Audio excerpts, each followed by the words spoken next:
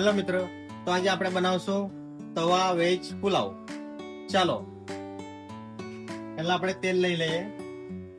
તવા પર થોડું તેલ નાખવાનું, પછી થોડું બટર નાખવું.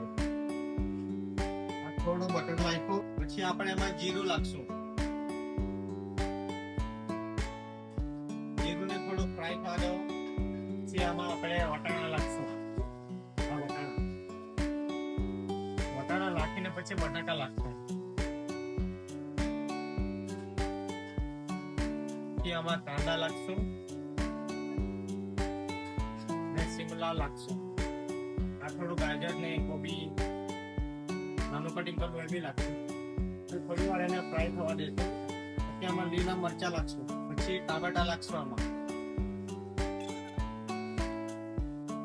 હવે એમાં ગાર્લિક પેસ્ટ નાખશું, પીસેલી લસણ, તીખું મરચાની ભૂકી, નમક નાખશું, પાવભાજી મસાલો નાખશું, હળદર નાખશું,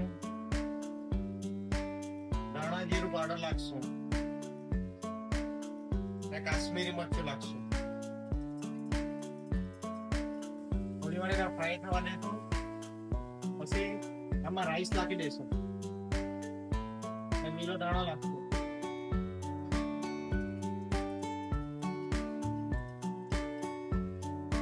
આ રેડી આપણો તવા વેજ પુલાવ.